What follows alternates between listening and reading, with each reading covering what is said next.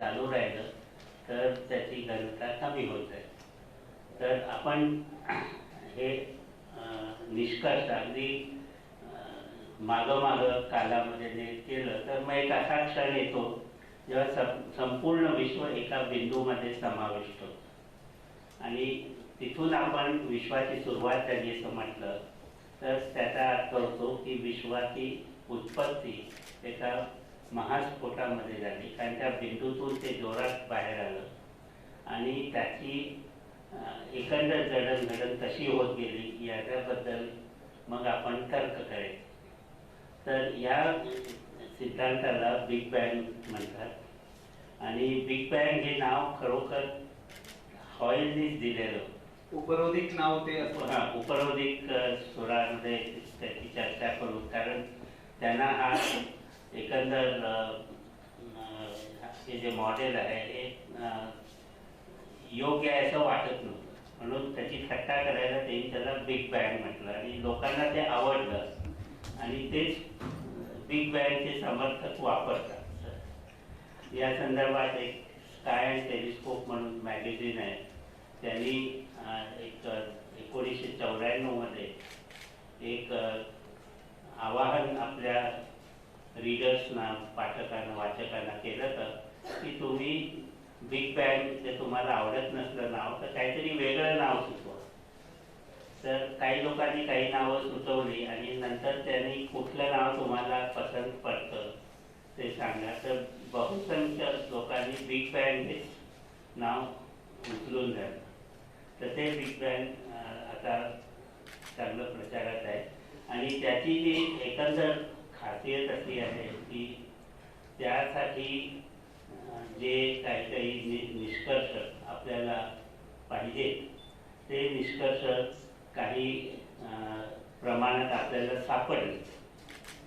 तर जेव्हा तुम्ही एखादी सायंटिफिक थिअरी घेऊन त्यातून निष्कर्ष काढता तेव्हा ते तपासून ठरवतात की ही थिअरी बरोबर आहे का नाही. तर अशा तऱ्हेच्या काही चाचण्यामध्ये बिग बँग थिअरी ही सफल म्हणून आली, परंतु त्याचबरोबर तिचं जी सफलता आहे ते एकंदर त्याला जे सक्सेस मिळालं त्याच्या मागं काही तुम्हाला तर्क करावे लागले आणि ते तर्क अजून लोकांना बरोबर आहेत की नाही हे सांगता येत नाही. आणि ज्याला तुम्ही डार्क मॅटर आणि डार्क एनर्जी असं म्हणतात ते त्याचेच भाग आहे. तर याच्यामध्ये तुम्ही असं म्हणू शकता की 100% ऊर्जा आणि मॅटर आणि रेडिएशन हे रिलेटिव्हिटीच्या सिद्धांतानंतर एकच समजले जातात. तर 100%पैकी केवळ 4% तुम्ही पाहू शकता तुमच्या दुर्बिणीतून म्हणा किंवा कुठल्याही प्रयोगशाळेत तुम्ही प्रयोग करता इथं तेव्हा जी तुम्हाला मॅटर दिसते ती त्या 4%मध्ये. नंतर 23% अशी मॅटर आहे जी तुम्हाला ज्याला डार्क मॅटर म्हणतात आणि नॉन बॅरिओनिक डार्क मॅटर म्हणजे तुम्हाला माहीत असलेली, परिचित असलेली नाही तर अपरिचित कणांची बनलेली मॅटर, म्हणजे ती अद्याप कोणी पाहिलेली नाही. तर अशी मॅटर 23% आणि उरलेला जो भाग असेल तर 23 आणि 4 27 म्हणजे उरले काहीतरी 73%. 73% ही ऊर्जा डार्क एनर्जी म्हणून आहे, ती पण कोणी पाहिलेली नाही किंवा प्रयोगशाळेत नाही. तेव्हा फ्रेड हॉयल, जेफ्री बर्बेज आणि मी आम्ही तिघांनी असं हे पॉईंट ऑफ व्ह्यू आता एक मुद्दा उपस्थित केला की तुम्ही असं म्हणता की 100% मॅटर एनर्जीपैकी केवळ 4% आपल्याला परिचित आहे, आपल्याला दिसते किंवा आपण त्याच्यावर प्रयोग करू शकतो. उरलेली स्पेक्युलेटिव्ह आहे. तेव्हा हे त्याच्यावर विश्वास ठेवायचा का, कशामुळे विश्वास ठेवायचा? कारण विज्ञानामध्ये तुम्ही प्रत्यक्ष पाहिल्याशिवाय, प्रयोगातून दिसल्याशिवाय तुम्ही विश्वास ठेवत नाही. तर असं असून तुम्ही याला हो असं असलं पाहिजे हे गृहीत धरून चालतं, हे बरोबर नाही असा मुद्दा आम्ही उपस्थित केला आणि बरेचसे शास्त्रज्ञ या मुद्द्याशी सहमत आहेत. परंतु त्यांचं म्हणणं असं की जर तुम्हाला ही थिअरी पसंत नाही तर दुसरी थिअरी सांगा त्याच्याशी आम्ही कम्पेअर करू. त्या दृष्टीनं आम्ही तिघांनी मिळून ती क्वासी स्टडी स्टेट कॉस्मॉलॉजी पण सजेस्ट केली आणि आमचा असा दावा आहे की या कॉस्मॉलॉजीमध्ये ह्या मॉडेलमध्ये बिग बॅगचे चांगले गुण आहेत आणि त्यातला जो स्पेक्युलेटिव्ह भाग आहे तो नाही आहे. तेव्हा याचा आपण जास्त सिरियसली विचार करायला पाहिजे. बिग बँग बहुचर्चित असून सुद्धा त्याला एक अल्टरनेटिव्ह मोठं मॉडेल फ्रेड हॉयल आणि सरांनी मांडलं आणि ते आपणापैकी बऱ्याच जणांना विश्वनिर्मितीच्या बाबतीत एक मोठं मार्गदर्शन होऊ शकतं. एक नव्या शक्यतेचा प्रारंभ सरांच्या या शोधाने झाला. पुढचा प्रश्न ताई आपणा दोघांना मी विचारेल. आपण संशोधन आणि उच्च शिक्षण या निमित्ताने जवळपास 1.5 दशक परदेशात राहिला. या परदेशातील वास्तव्यात किंवा त्या ठिकाणी असलेल्या चांगल्या काही शिक्षण पद्धती संदर्भातील एखादा अनुभव आम्हा सर्वांना आपण शेअर करू शकाल?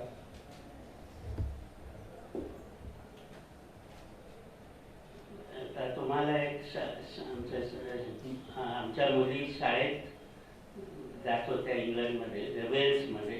तो तिथला एक अनुभव सांगतो की आमची मोठी मुलगी ती मला वाटतं की त्यावेळी किती 10 वर्षाची 10 वर्षाची होती आणि तिथल्या 4थीमध्ये तिला आम्ही प्रवेश दिला. तिथल्या प्रिन्सिपलनी शाळेतले हेडमास्टर त्यांनी सांगितलं की 4थीमध्ये हिला आम्ही घालतो आणि दुसरी जी 8 वर्षाची होती तिला दुसरीत घातलं. तर ती 4थीमधली जी होती तिनं एक दिवस आम्हाला सांगितलं की त्यांना युक्लिडचा थ्योरम की एका त्रिकोणाच्या 3 कोनांची बेरीज 180 डिग्री होते की हा थ्योरम सांगण्यात त्यांना सांगितला. तो कशा तऱ्हेनं सांगितलं तर प्रत्येक मुलाला सांगितलं की कागदावर एक त्रिकोण काढ, कुठलाही त्रिकोण म्हणजे अमुक समद्विबाहू वगैरे असले काही नाही, कुठलाही काढ आणि मग त्याची आउटलाईन कापायला दिली कागदावर काढले म्हणजे तुम्हाला तसा त्रिकोण आला. मग नंतर त्याची 3 टोकं कापून घ्यायला सांगितलं म्हणजे तुम्हाला 3 कोण असे मिळाले. मध्ये एक बिंदू घेतला आणि बाजूच्या वरती रेषा काढून तसे त्रिकोणाचे 3 भाग. आता तो प्रयोग केली आहे आणि मग ते 3 कोण असे शेजारी शेजारी लावले की स्ट्रेट लाईन, कारण त्या 3 कोणांची बेरीज 180 आहे. तर हे अर्थात आधी त्यांना सांगितलं नाही, प्रत्येकाला सांगितलं की एक त्रिकोण काढून करून बघा. सगळ्यांना स्ट्रेट लाईन आली. मूळ कोण त्रिकोण कुठल्याही आकाराचा असो. मग विद्यार्थ्याच्या मनात असा प्रश्न येतो किंवा टीचरनी त्या घातला, हळूहळू विचार करायला उद्योग केलं की हे का असं का होत आहे, विचार केला का, ह्याचा अर्थ काय. आणि त्यातून मग त्या सत्याची त्यांना प्रचिती येते की 3 कोणांची बेरीज 180 डिग्री होते. कारण नुसते असे ते कोण बघून कळत नाही, परंतु ते एका शेजारी एक लावले तर होतात. तर ही जी पद्धत आहे की तुम्ही स्वतः प्रयोग करून बघा आणि मग तुम्हाला पटलं तर त्या सत्याची महत्त्व जास्त आहे. केवळ पुस्तकात वाचून ती तेवढी पुरेशी होत नाही. त्याच काळामध्ये आलेला आणखीन एक अनुभव. आम्ही या 2 मुलींना मुंबईच्या शाळेतून 1 वर्षासाठी सबॅटिकल घेऊन वेल्समध्ये गेले. शाळेत घातलं होतं. त्यांना शाळेत घातल्यानंतर आधी प्रश्न आला की भाषा त्यांना समजते ना, त्यांचं बोलणं शिक्षकांना समजतंय ना. तर तेवढं ठीक होतं कारण त्या सेंट्रल स्कूलमध्ये हिंदी आणि इंग्लिश दोन्ही भाषा शिकत होत्या आणि त्यांचं तसं काही अडलं नाही. तर आम्ही त्यांना शाळेत घातल्यानंतर 1-1.5 महिन्यांनी विचारायला गेलो की आमच्या मुलींचं सगळं ठीक चाललं आहे का, किंवा तुमच्या काही सूचना आहेत का, त्या कुठे कमी पडतायत का, किंवा अशा चौकशी करायला गेलो. तर त्यांच्या प्रिन्सिपलनी आम्हाला सांगितलं की तुमच्या मुली चांगल्या आहेत, इंग्लिशचं काही प्रॉब्लेम नाही आहे, त्यांचे पाढे छान आहेत, त्यामुळे त्यांच्या बेरगा वजाबाक्या पटापटा होतात. पण आमची एक कंप्लेंट आहे. काय कंप्लेंट आहे? या मुली कधीही प्रश्न विचारत नाही. ह्या मुलींना कधी प्रश्न पडत नाहीत का? कारण शाळेमध्ये मुलांना प्रश्न पडणं आणि त्यांनी ते विचारणं ह्याला तिथे महत्त्व दिलं जातं. ते महत्त्वाचं आहेच. आणि आपल्याकडच्या शाळेत मुलांनी प्रश्न विचारले तर शिक्षक काय म्हणतात, मी तुला सांगितलंय ना एकदा, आता गप्प बस किंवा शांत बस, जास्त प्रश्न विचारू नकोस. त्याच्या विरुद्ध मुलांना शंका याव्यात आणि त्यांनी ते विचाराव्यात यासाठी तिथे शिक्षक प्रयत्न करतात. हे आम्हाला उद्बोधक होतं. कदाचित तिच्या शाळेतल्या शिक्षकांना कल्पना नसावी की त्यांच्या सगळ्या प्रश्नांची उत्तरं आपल्या दोघांकडनं घरीच समाधान होत असतात. नाही, तसं नाहीये. कारण शाळेमध्ये इतके वेगळे वेगळे विषय आणखी इतके वेगळे वेगळे तिथे त्यांना इनपुट्स सगळं त्या ग्रहण करत असतात की काही ना काहीतरी मुलांना प्रश्न पडतात आणि त्यांनी ते विचारावेत शिक्षकांना, हा त्यांचा हेतू होता. खरं. ताई, दुसरा एक कौटुंबिक प्रश्न आपल्याला विचारेल. कदाचित त्याला योगायोग म्हटलं तरी चालेल. आपल्या सासू सासऱ्यांचा विवाह 21 जून या तारखेला झाला आणि आपला आणि जयंतरावांचा विवाह तो सुद्धा त्याच तारखेला झाला. पुढे आपणा दोघांना 3 कन्यारत्न प्राप्त झाले. त्यांची नावं देखील अध्यात्माशी संबंधित आहेत, गीता, गिरिजा आणि लीलावती. आणि लहान कन्या ज्या आहेत लीलावती, त्यांचं नाव भास्कराचार्यांच्या गणिती ग्रंथ लीलावती यावरून कदाचित आपण दिलं असेल असं मला वाटतं. त्या संदर्भात तिचा देखील विवाह जो झाला त्याची तारीख अशी होती 24/12/6 24 डिसेंबर 2006. ह्या सगळ्या तारखा आणि नावं यांच्या संदर्भात आपलं काय चिंतन होतं? पहिली गोष्ट, तुम्ही अध्यात्म म्हणालात ते मला समजत नाही. ही नावं आम्हाला आवडली, आम्ही दिली. एक तर जोडाक्षर कमी असलेलं साधं सोपं आणि आपल्या भारतीय संस्कृतीशी निगडीत असं असावं आणि त्याचा एकूण आवाज किंवा ऐकणं चांगलं. त्याप्रमाणे गीता, गिरिजा आणि लीलावती अशी आम्ही नावं दिली. त्यात सुद्धा गीता आणि गिरिजा या दोघी लहान असताना आम्ही मुंबईत आलो त्यांना घेऊन. गीता 2.5 वर्षाची आणि गिरिजा 3 महिन्याची होती. तर मोठीचं नाव गीता म्हटल्याबरोबर बाकीचे मग धाकटी सीता का? कारण त्यावेळेला गीता और सीता नावाचा हेमा मालिनीचा सिनेमा फार प्रसिद्ध झालेला. आणि मग हिचं नाव गिरिजा म्हटलं, एवढं जुनं नाव ठेवलं का? चांगलं आहे की, आम्हाला आवडलं. आणि लीलावतीचं नाव तुम्ही म्हणालात त्याप्रमाणे भास्कराचार्यांची लीलावती आणि माझी एक मावशी पण त्या नावाची होती, तर आम्हाला ते नाव आवडलं म्हणून ठेवलं. त्यामुळे अध्यात्म खरं सांगायचं तर आम्ही दोघंही अध्यात्म वाचायचं किंवा अभ्यास करायचा म्हणून कधी तसा प्रयत्न केला नाही. आम्हाला ते फारसं समजत नाही. आणि दुसरी गोष्ट, तुम्ही काय तारखांची विचारली. आमच्या घरी ॲस्ट्रॉलॉजी किंवा पत्रिका बघून किंवा ज्योतिषाला विचारून तारखा काढणं हे अजिबात होत नाही. माझे सासरे सुद्धा ॲस्ट्रॉनॉमर म्हणजे खगोलशास्त्रज्ञ होते आणि त्यांना माहिती होतं की ह्या सगळ्या तारखा शोधणं आणि ग्रहताऱ्यांची मुवमेंट आपल्या आयुष्यावर परिणाम करते का बघणं हे म्हणजे निरर्थक आहे, त्याचा काही संबंध नाही. त्यामुळे तसा काही संबंध नाही. पण काही झालं तरी आम्ही गणिती लोक, गणिताचा अभ्यास करणारे आहोत, त्यामुळे गणितातल्या संख्यांची गंमत आवडते. तर माझ्या धाकट्या मुलीचं ज्या वेळेला डिसेंबरमध्ये लग्न करायचं असं त्यांनी ठरवलं की तिचं ज्याच्याशी लग्न होणार होतं त्याला आधी वेळ नव्हता डिसेंबरमध्ये, तो 15 डिसेंबरच्या नंतरच येणार. खरं तर त्यावेळेला भरपूर वादविवाद झाला, कारण तिने दाक्षिणात्य मुलाशी लग्न केलंय आणि त्याच्या आईवडिलांचं म्हणणं होतं की 16 डिसेंबर नंतर कधी मुहूर्त असतच नाही, तुम्ही कसं लग्न करताय. पण मग शेवटी त्या मला म्हणाल्या की तुम्ही एवढं एक करा. आमच्याकडे नाहीच आहेत मुहूर्त त्या म्हणाल्या, कारण ते लोक चेन्नईमध्ये राहिलेले होते आणि तिथे 16 डिसेंबर पासून 1 महिना मुहूर्त नसतात असं ऐकलं. तर त्या म्हणाल्या कुठलं तरी एक पंचांग मला दाखवा की त्याच्यामध्ये ती तारीख बरी आहे. तर आता ते कामच आलं माझ्यावरती. मग मी पुण्यामध्ये जाऊन 5-6 पंचांग विकत आणली. कुठल्या तरी एका पंचांगात यजुर्वेदी का कुठल्या तरी ती तारीख जी होती ती 24 तारीख ती वाईट नाही, शुभ आहे एवढंच होतं. काय मुहूर्त वगैरे असंही नव्हतं. त्यानं दाखवलं बघा एका पंचांगाप्रमाणे तारीख बरी आहे. आणि माझी मुलगी तर त्याच तारखेवर अडून बसली होती, कारण तिला 24/12/6 गंमत आवडली होती. तुम्हालाही कळली असेल 24/12/6. 24/12/6 ते सांगायची जरूरच नाही, तिला ती गंमत आवडली. आणि आमचं लग्न 21 जूनला झालं. आमचं सुद्धा लग्न ठरलं 2 महिना होता फेब्रुवारी.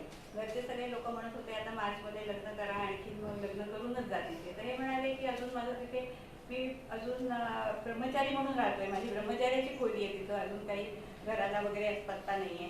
असं असताना मी ते लग्न करून बायकोला नेणार नाही. मी पुढे जातो, जरा घरबीर बघतो आणि मग परत येतो आणि मग मे किंवा जूनमध्ये करतो लग्न. तर सगळेजण तयार झाले. मग माझे सासरे म्हणाले की अहो आमचं 21 जूनला लग्न तयार झालं होतं, तर मग आता 21 झालं होतं, तर आता 21 जून पर्यंत थांबायचं असेल तर मग 21 जूनला जमताय का बघूया. तर सगळ्या लोकांनी बघितलं, ठीक आहे 21 जून झाली. आणि त्याच्यानंतर गंमत म्हणजे माझ्या देरांचंही तेच झालं. त्यांचंही लग्न काहीतरी जानेवारी फेब्रुवारीत ठरलं, परंतु जावेची एम एची परीक्षा व्हायची होती, त्यामुळे मे पर्यंत लग्न करू नये असं ठरवलं. मग त्यांचे जून मध्ये होणार म्हटल्यावर सासरे परत म्हणाले आता यांची पण बघा परत 21 जूनला जमताय का. 21 जूनला झाली. 3 लोकांची 3 लग्न आमच्या घरातली 21 जूनला झाली. पण ती अशी मजेदार कारणाने 21 जून मध्येच करायचंय, तर सगळ्यांची एक तारीख येते का बघूया अशा विचारातून झाली. आम्ही कोणीही पत्रिका किंवा ग्रहस्थिती बघितली नव्हती. वैज्ञानिकाला नियम आणि गृहीतक यावर विचार करण्याची आणि पुराव्यांशिवाय पुढे जायचं नाही अशी सवयच असते. ज्योतिषशास्त्रावर आपला विश्वास नाही याची कल्पना आहे. आपली कौटुंबिक पार्श्वभूमी आणि मॅथमॅटिकल सिमेट्री समोर यावी म्हणून प्रश्न विचारला. सर, मला पुढचा प्रश्न आपल्याला विचारायचा आहे. आपण 1972 मध्ये भारतात परत आलो आणि CIFR Tata institute of fundamental research या ठिकाणी प्राध्यापक म्हणून आपली सेवा द्यायला सुरुवात केली. पुढे आपले मित्र यशपाल, डॉक्टर यशपाल हे UGCचे तत्कालीन चेअरमन होते आणि त्यांच्या आग्रहास्तव आणि दिवंगत पंतप्रधान राजीव गांधी यांच्या इच्छेनुसार आपण एक मोठ्या संस्थेची स्थापना केली आणि तिचं नाव inter university centre for astronomy and astrophysics, जिला आज आपण आयुका असं म्हणतो, तिची स्थापना आपण पुण्यात केली. आणि या विज्ञान संस्थेचे पहिले संस्थापक संचालक म्हणून आपण काम पाहिलं. आयुकाची उभारणी हे एक मोठं चॅलेंज होतं आणि भारतात परत आल्यानंतर अगदी सुरुवातीपासून या मोठ्या संस्थेची स्थापना करत असताना अनेक दृष्टिकोन आपल्या समोर होते. नेमका आयुकाची स्थापना जळणघळण करत असताना आपल्या समोर काय उद्दिष्ट होते आणि आपला अनुभव त्यातनं काय आला? मला यशपालनी जेव्हा बोलावलं कशासाठी, तर सुरुवातीला त्यांनी असं सांगितलं की त्यांना एक नवीन प्रकारची संस्था काढायची आहे, ती विद्यापीठ क्षेत्रामध्ये असेल आणि त्या संस्थेचा फायदा भारतातील सर्व विद्यापीठांना सारख्या प्रमाणात घेता यावं, म्हणून त्याला इंटर युनिव्हर्सिटी सेंटर असं नाव द्यायचं. आणि विषय त्या संस्थेचा नियोजित होता तो म्हणजे ॲस्ट्रॉनॉमी अँड ॲस्ट्रोफिजिक्स, खगोल विज्ञान. तर उद्देश असा की समजा एखादी युनिव्हर्सिटी आहे, तिथं काही 3-4 लोक शिक्षक, प्रोफेसर वगैरे ते खगोल विज्ञानात शिक्षण आणि संशोधन करू इच्छितात, तर त्यांना शक्य तितक्या सुविधा पुरवायच्या. तर तुम्ही जर असं म्हटलं की सर्वोत्तम लायब्ररी, कम्प्युटर सेंटर वगैरे त्या शिक्षकांना द्यावे, तर एकंदर सगळ्या युनिव्हर्सिटीमध्ये प्रत्येक युनिव्हर्सिटीत ते देणं म्हणजे परवडण्यासारखं नव्हतं, कारण या सुविधांची किंमत पुष्कळ असते आणि दिले तरी ती पूर्ण काळ वापरली जाणार नाही. 3-4 लोक वापरणार, ते किती वेळ वापरणार, तर त्यामुळे ते आयडल पडून राहील. तर त्यावर उपाय म्हणजे एक सेंट्रलाइज फॅसिलिटी तयार करून त्या फॅसिलिटीचा फायदा सगळ्या विद्यापीठातल्या सगळ्या ज्यांना इंटरेस्ट आहे अशा काम करणाऱ्या शिक्षकांनी घ्यावा. तर त्या तऱ्हेची संस्था ही पहिल्यांदाच भारतात निघत होती आणि तशा तऱ्हेची संस्था एका वेगळ्या प्रमाणात पाकिस्तानचे एकेकाळचे शास्त्रज्ञ, त्यांचं नाव अब्दुल सलाम, त्यांना नोबेल प्राईज मिळालं. तर त्यांनी ते नंतर ब्रिटनमध्ये स्थायिक झाले. तर त्यांनी इटलीमध्ये ट्रिएस्टे नावाच्या शहरामध्ये एक संस्था स्थापन केली. त्या संस्थेचा फायदा सगळे डेव्हलपिंग नेशन्समधले शास्त्रज्ञ, फिजिक्सचे घेऊ शकत होते. आणि त्यासाठी त्यांनी असोसिएट प्रोग्राम केला. आता म्हणजे जे असोसिएट म्हणून सिलेक्ट होतील त्यांना तिथं जायला राहायला खर्च ते सलाम यांची संस्था देणार. आणि 3-4 वर्षाच्या कालाकरता ते असोसिएट म्हणून निवडले जात. जर त्यांनी चांगलं काम केलं तर ते पुन्हा रिन्यू करायचे. तर ही पद्धत आम्ही विद्यापीठ क्षेत्रात वापरली आणि असोसिएटचे प्रोग्राम केला आणि त्याचा वापर करून शास्त्रज्ञांनी पुण्यामध्ये आमची संस्था होती तिचा वापर करावा. तर हे सगळं केलं.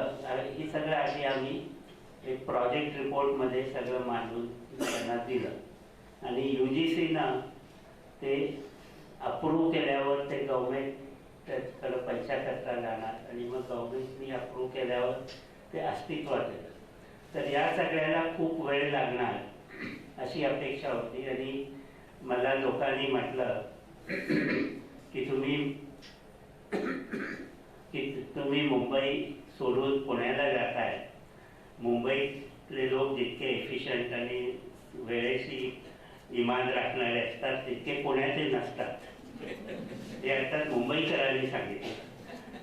तर तुम्ही तुमच्या हातून हे सगळं वेळेवर होणार नाही, कशाला रिस्क घेताय. तर मी म्हटलं की जेव्हा मी केम्ब्रिज सोडून भारतात गेलो तेव्हाही मला असं सांगणारे लोक होते की तुम्ही भारतात जाताय तिथं लाल फितीत अडकून पडाल आणि तुमच्या हातून काही काम व्हायचं नाही.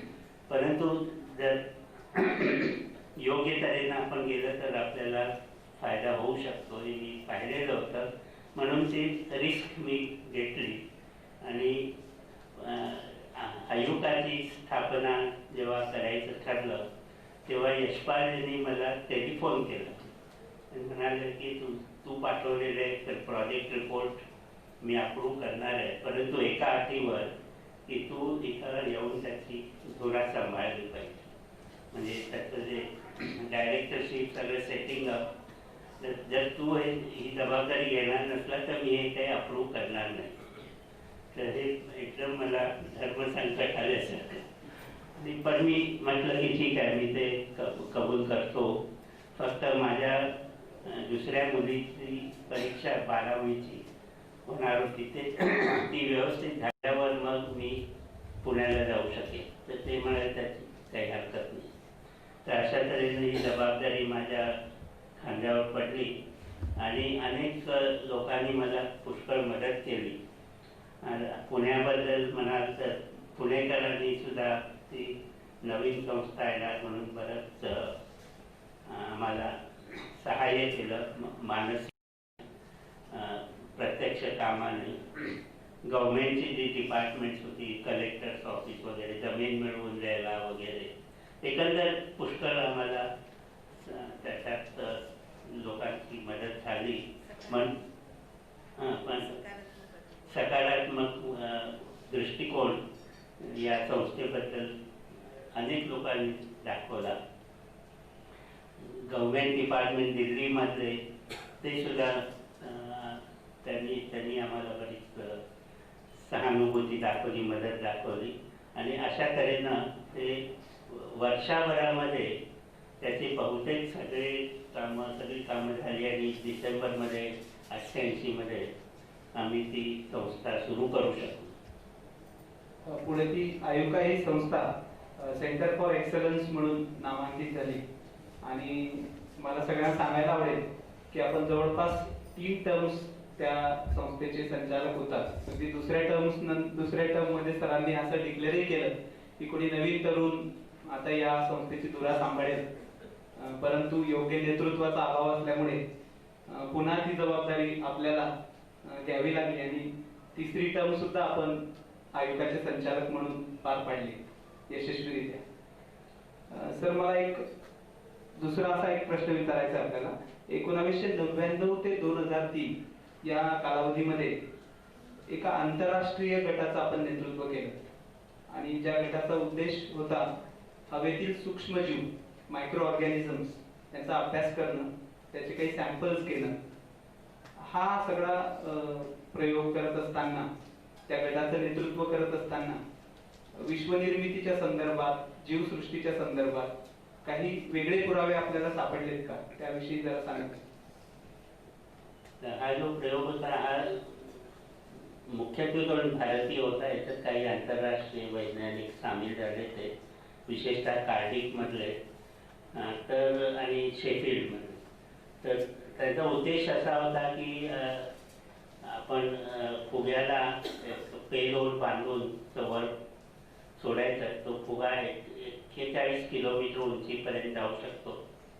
तर त्या उंचीवरती हवेचे सॅम्पल्स गोळा करायचे आणि ते परत आणायचे. फुगा सोडून द्यायचा, परंतु त्याला जे पेलोड बांधलं तर ते पॅराशूट करून खाली यायचं आणि ते गोळा करून मग ते बायोलॉजिस्टना, जीवशास्त्रज्ञांना दिले. त्यांनी ते तपासले. त्याच्यात त्यांना बॅक्टेरिया सापडले आणि बॅक्टेरिया, काही बॅक्टेरिया अगदी नवीन होते, असे आपल्याला अजून पृथ्वीवर मिळालेले नाही. काही पृथ्वीवर मिळालेले, पण सगळेच बॅक्टेरिया अल्ट्राव्हायोलेट शोषू शकतात. म्हणजे अल्ट्राव्हायोलेट रेडिएशनवरती ते मरत नाही. पृथ्वीवरचे सामान्य बॅक्टेरिया ते जगू शकत नाही, त्यांच्यावरती अल्ट्राव्हायोलेटचा मारा पडला. तर या कारणामुळं आम्हाला असं वाटतं की हे बॅक्टेरिया बाहेरून आलेले असतात, परंतु त्याचं पूर्ण प्रूफ अजून आम्हाला मिळवायचे. परंतु indications are extraterrestrial. Indications असे आहेत की स्पेसमध्ये काही सूक्ष्मजीव आहेत आणि कदाचित त्यातनं परग्रहावरील जीवांसंदर्भात किंवा अजून काही संशोधन आपल्याला करता येईल. सामान्यपणे असं म्हणता येईल की जर बाहेरून असे सूक्ष्मजीव त्यांचा वर्षाव होत असेल तर त्या सूक्ष्मजीवांपासून पूर्वीच्या काळी जेव्हा इथं कुठली जीवसृष्टी नव्हती, ती सुरुवात ही अशा वर्षावातून झाली असणार आणि त्यातून आपण सुद्धा शेवटी तयार झालो. म्हणजे आपणही एलियन्स आहोत असं म्हटलं पाहिजे. तर वेळेची कल्पना आहे, म्हणून एक शेवटचा प्रश्न विचारेल, त्यानंतर एक 5-7 मिनिटं आपण खुली चर्चा घेणार आहोत. शेवटचा प्रश्न असा आहे सर की स्पेस सायन्समध्ये सध्या भारताने एक मोठी मजल मारली असं आपण म्हणू शकतो. स्वबळावर स्वदेशी तंत्रज्ञानाचा वापर करत आपण मंगळ मोहीम यशस्वीतेकडे वाटचाल करीत आहोत आणि या पार्श्वभूमीवर एक वैज्ञानिक म्हणून आपण भारताचं पुढील भवितव्य काय असेल असं आपल्याला वाटतं? याच्यामध्ये एक असं म्हणता येईल की शॉर्ट नोटीसवर फारशी आपल्याला पूर्वसूचना नसताना आपण मंगळावरती यान टाकायचं ठरवलं आणि ते यशस्वी करून दाखवलं. निदान पहिला भाग त्याचा यशस्वी झालाय. ते यान आता मंगळाकडे निघालंय. ते जेव्हा पोचेल आणि त्याच्या भोवती ते फिरू लागेल तेव्हा आपण म्हणू की उत्तरार्ध सुद्धा यशस्वी झालाय.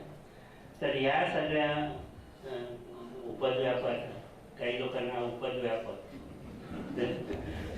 तर तुम्ही चांगला शब्द वापरू शकता.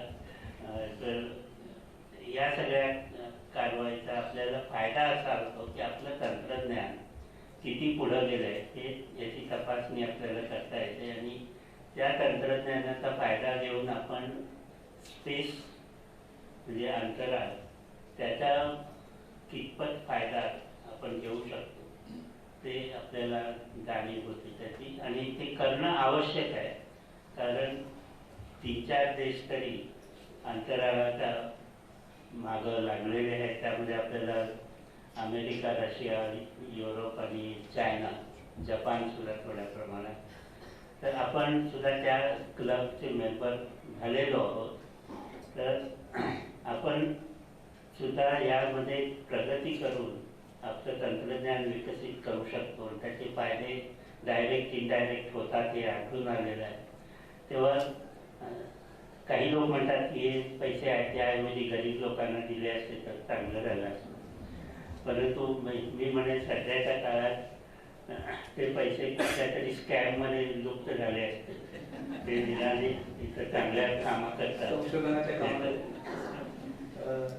वेळ पुरेसा झाला आहे आणि सरांनी आपल्या बऱ्याच प्रश्नांची उत्तरं दिली. अजूनही खूप मोठी प्रश्नांची एक मालिकाच आपल्या सगळ्यांच्या मनात आहे आणि वेळेची मर्यादा असल्यामुळे एक 5-7 मिनिटं आपण प्रश्न घेऊ शकतो. उपस्थितांमधून काही प्रश्न असतील तर आपण आदरणीय डॉक्टर नारळीकर आणि मंगलाताई नारळीकर त्या दोघांनाही विचारू शकतात.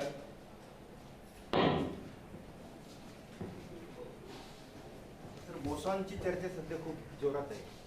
बोसॉन याविषयी थोडं सांगा. बोसॉन म्हणजे बोस पार्टिकल. बोस म्हणून जे शास्त्रज्ञ सत्येंद्रनाथ बोस त्यांचं नाव आहे.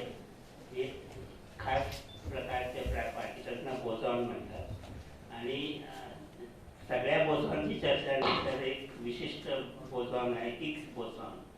त्याची चर्चा चालू आहे सध्या आणि त्याचं कारण असं की हे जे सगळे एलिमेंटरी पार्टिकल्स म्हणतो आपण किंवा मूलकण त्यांचं वस्तुमान कशामुळं ठरतं तर त्याच्या मुळाशी हिग्स नावाच्या शास्त्रज्ञांनी सजेस्ट केलेला एक बोसॉन हा कण आहे आणि तो कण कसा आहे कसा वागतो याच्यावरून ते सगळं ठरलं.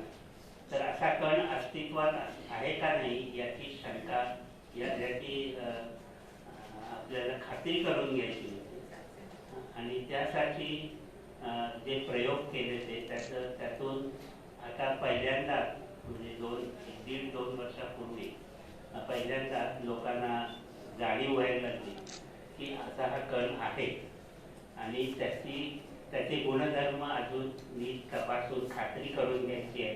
परंतु जे काही गुणधर्म आपल्याला माहीत झाले त्यावरून हे एकंदर तुमची जी अपेक्षा होती त्याप्रमाणे आहे असं वाटतं. या कणाची आणखीन खातरजमा करून घेणं हे या पुढचं काम आहे चालू आहे.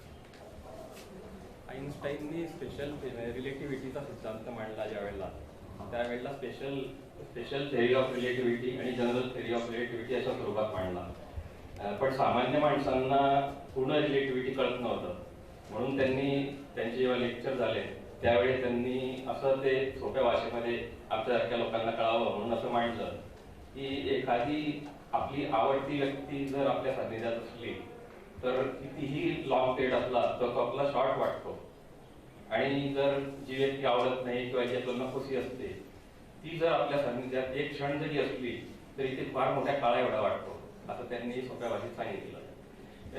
ताई बोलल्या किंवा अध्यात्माबद्दल थोडंसं पण मी अध्यात्मातला एक सायन्सचा प्रश्न आहे माझा. तुकाराम महाराजांनी त्यांच्या अभंगामध्ये असं म्हटलेलं आहे की सुख पाहता जवा पाडे आणि दुःख पर्वता एवढे. तर ही जी रिलेटिव्हिटीची त्यांनी जी सोप्या शब्दात मांडली किंवा एखादा आपला जर प्रिय व्यक्ती जवळ असला तर तो क्षण आपल्याला खूप छोटा वाटतो म्हणजे सुख पाहता जवा पाडे आणि दुःख पर्वता एवढे. तर असं जे मांडलं तर असं आपण म्हणू शकतो का कुठेतरी की तुकाराम महाराजांनी रिलेटिव्हिटीची त्यावेळेला फार पूर्वी मांडली पण त्यांनी ते काही भाषेत सिद्ध केलं नाही. दुसरा एक माझा असा विषय की ज्ञानेश्वरांच्या 4थ्या अध्यायामध्ये ज्ञानेश्वरीमध्ये त्यांनी असं म्हटलेलं आहे की सूर्याचे न चलता चलणे म्हणजे त्यांनी माणसाला भ्रम कसा निर्माण होतो या बाबतीत त्यांनी असं म्हटलेलं आहे की सूर्याचे न चलता चलणे म्हणजे सूर्य पूर्वेला उगवतो आणि पश्चिमेला मावळतो. पण सामान्य माणसाला भ्रम असा होतो की सूर्य हा पृथ्वीभोवती फिरतो पण तसं नसून तो भ्रम आहे. ज्ञानेश्वरांच्या फार नंतर असं लक्षात आलं की मग पृथ्वी ही सूर्याभोवती फिरते. तोपर्यंत लोक असं मानायचे की सूर्य हा पृथ्वीभोवती फिरतो. तर याविषयी म्हणजे त्यांना काय म्हणायचं होतं हे थोडंसं त्यांनी मॅथमॅटिकल भाषेत मांडलं नसलं. काल तुम्ही जे म्हणाला की न्यूटन आणि याचं भास्कराचार्यांचं तर आपलं याच्याबद्दल काय मत आहे? परीक्षा दिला तो मी पाहिला आणि तो आहे त्यांनी योग्य ते विधान केलेलं आहे, परंतु ते क्वालिटेटिव्ह बेसिसवर आहे. म्हणजे त्याचं क्वांटिटेटिव्ह एस्टिमेट किंवा कशावरून आपण ते असं विधान केलं. हा, पण त्यावेळेला लोकांचा भ्रम असाच होता की सूर्य हा पृथ्वीभोवती फिरतो. हो. त्यांनी स्पष्ट म्हटलं की हा भ्रम आहे असं. तर याच्यामध्ये पूर्वी सुद्धा ॲरिस्टार्कस म्हणून ग्रीक होता, त्यांनी केलेलं होतं हे विधान आणि त्यांनी एक प्रयोगही सुचवला. तो प्रयोग करून त्यांना ते आढळलं नाही म्हणून लोकांनी त्याचं विधान खोटं आहे म्हणून सांगितलं. परंतु तो प्रयोग करायची क्षमता त्या उपकरणात नव्हती हे नंतर आढळून आलं, त्यावेळी माहीत नव्हतं. आता तुकाराम महाराजांचं तुम्ही उदाहरण दिलं तर ते किंवा आईन्स्टाईननं जे तुलना केली ती वास्तविक रिलेटिव्हिटीमधलं जे टाईम डायलेटेशन वगैरे त्याच्याशी त्याचं उदाहरण म्हणून नाही, तर ते जसं वाटतं तसं इथं होतं असं त्यांनी म्हटलंय. म्हणजे ते मानसिक टाईम मेजरमेंट याच्याशी त्यांनी संबंध जोडला. वास्तविक ते उदाहरण योग्य नाही रिलेटिव्हिटीचं वर्णन करायला. सर, पुढचा प्रश्न. पृथ्वीचा जो गाभा आहे आणि जर होत असेल तर मॅग्नेटिझम ही संपेल का? आणि जर मॅग्नेटिझम संपली तर वातावरण विरळ होईल का? आणि वातावरण विरळ झालं तर जीवनमान जे आहे पृथ्वीवरचं ते संपेल का? कारण त्याच्या असं चर्चा ऐकली की centre of earth is slowly cooling आणि त्याच्यामुळे मॅग्नेटिझम ही संपुष्टात येईल. अजून हे पृथ्वीच्या गाभ्याबद्दल अजून आपल्याला फार कमी माहिती आहे. असंही म्हणता येईल सूर्याच्या गाभ्याबद्दल आपल्याला जेवढी माहिती आहे तेवढी पृथ्वीच्या गाभ्याबद्दल नाही. तेव्हा इतक्यात सांगणं अवघड आहे. आपण सगळेजण वेळेचं तारतम्य पाडूया. बरेच प्रश्न असतील. एक शेवटचा प्रश्न आपण घेऊ. सर, असे शालेय शिक्षक आहेत, त्या शिक्षकांना त्यांचं शाळेचं शिक्षणाचं काम हे अधिक रंजक आणि व्रतस्थ पद्धतीने करण्याकरता काही 2-3 टिप्स द्याल का? केलेलं होतं की आठवड्यातनं 1 तास एक पिरियड केवळ प्रश्नोत्तरांच्या करता तुम्ही रिझर्व करा. म्हणजे विद्यार्थ्यांना सांगा की तुम्ही प्रश्न विचारा कुठल्याही लेवलचे, तर तुम्हाला जे प्रश्न खरोखर सुचताय तुम्ही त्यांना प्रश्न सुचवू नका, पण त्यांना ते पडले पाहिजेत आणि त्यांनी विचारलेल्या प्रश्नांची तुम्ही उत्तरं द्या. जर तुम्हाला उत्तर माहीत नसलं तर त्यात काही कमीपणा मानू नका, कारण कोणीच इथं सर्वज्ञ नाही आहे. तर तुम्ही असं करायला पाहिजे मग की वेबसाईट म्हणजे कम्प्युटरच्या माध्यमातून किंवा एनसायक्लोपीडिया किंवा डिक्शनरी यांचा उपयोग करून तुम्ही ते उत्तर त्यांच्याबरोबर शोधून काढा. म्हणजे उत्तर सापडल्याचं जे एक समाधान असतं ते त्यांना मिळेल आणि ते त्यावरून त्यांना वाटेल की आपण आणखी प्रश्न विचारावा. तर अशा तऱ्हेचा प्रयोग करून बघा. मला वाटतं तुमच्या एकंदर शिक्षण एकंदर तुमचं जे शिक्षणाचा तास असेल त्याच्यामध्ये तो एक रिक्रिएशन मनोरंजनाचा भाग ठरेल. सर, माझा प्रश्न कॅलेंडर विषयी आहे. दिवस एक्स्ट्राचा ऍड होतो तो आपण फेब्रुवारी मंथ मध्ये ऍड करतो, तर यामध्ये काही शास्त्रीय कारण जसं आपण डिसेंबर मध्ये ऍड करू शकतो असतो किंवा दुसऱ्या महिन्यांमध्ये किंवा जे महिने असतात 30 आणि 31 दिवसांचे, तर यामध्ये काही खगोलीय ज्ञानाने काही एक स्पेशल कारण? आता पृथ्वी सूर्याभोवती किती दिवसामध्ये एक चक्कर मारते जर पाहिलं तर 365 म्हटलं तरी 365 अधिक 1/4 अप्रॉक्सिमेटली एवढा फरक पडतो. तर तो 1/4 वाढत जातो. जर दुसऱ्यांदा 2 चक्रामध्ये 1/4 अर्ध होतं आणि अशा तऱ्हेनं मेकअप करायला तुम्हाला एक्स्ट्रा दिवस 4 वर्षांच्या 4थ्या वर्षी घालावा लागतो. तो तुम्ही कुठं घालता तर तुम्हीच ठरवा. तर त्या तुम्ही फेब्रुवारीला मुळातच 28 दिवस दिले तर हा जो एक्स्ट्रा आहे तो त्याला द्यावा. प्रश्न खूप आहेत, वेळेची मर्यादा आहे. मला एक चांगलं उदाहरण सांगायला आवडेल. रॉयल ॲस्ट्रॉनॉमिकल सोसायटीमध्ये सरांनी खूप चांगला अनुभव काल मला सांगितला, तो आपण सगळेजण पाडूया. तो असा आहे की रॉयल ॲस्ट्रॉनॉमिकल सोसायटीमध्ये दर शुक्रवारी एका शास्त्रज्ञांचं व्याख्यान होत असतं आणि तिथली प्रथा इन्स्टिट्यूशन तिथली प्रथा अशी आहे की ते शास्त्रज्ञ व्याख्यान द्यायला येत असताना त्यांचं कुठलंही इंट्रोडक्शन दिलं जात नाही. त्यांचं इंट्रोडक्शन हे काच फलकात असतं किंबहुना आपल्यापर्यंत आलेलं असतं आणि ते हॉलमध्ये डॉट 10ला असेल तर 10ला एंट्री करतात आणि 11 वाजेला त्यांचं विधान शेवटचं संपल्यानंतर ते हॉलमधून बाहेर पडतात आणि प्रेक्षकही बाहेर पडतात. आपण भारतीय सगळे प्रेक्षक किंबहुना त्या सगळ्या शिष्टाचाराला एक आदर्श मानून आजच्या वेळेचं बंधन पाळूया. खूप प्रश्न आहेत, आपल्या सगळ्यांच्या प्रश्नांबद्दल मनापासून आदर आहे. गेल्या तासाभरापासून जागतिक कीर्तीचे शास्त्रज्ञ, खगोलशास्त्रज्ञ डॉक्टर जयंत नारळीकर आणि त्यांच्या सहचारिणी सौ मंगलाताई नारळीकर या दोघांना आपण मनापासून ऐकत होता आणि ते सुद्धा नितळ साधेपणाने, विनम्रपणे आणि तितकाच अलिप्तता जोपासत आपल्या सगळ्यांना खूप खूप मार्गदर्शन करत होते. त्याबद्दल आपण सगळेजण ऋणी राहू आणि त्यांच्याबद्दल अतीव आदर पाडू. धन्यवाद. यापुढील समारोप केसी सोसायटीचे अध्यक्ष माननीय अध्यक्षांच्या वतीने अध्यक्षांनी आपल्या सगळ्यांना शिष्टाचाराचा अवलंब पाळत आधीच ते पाळत असतात आणि त्याचं प्रतीक म्हणून आपण सगळेजण त्यांच्या वतीने कार्यक्रम संपला असं जाहीर करूया. धन्यवाद. एक पद्धत आहे, एवढे मोठे शास्त्रज्ञ इतक्या सहजपणे आपल्याला उपलब्ध झाले, त्यांच्या प्रती आदर व्यक्त करण्याकरता आपण स्टँडिंग ओवेशन त्यांना देऊ. त्याबद्दल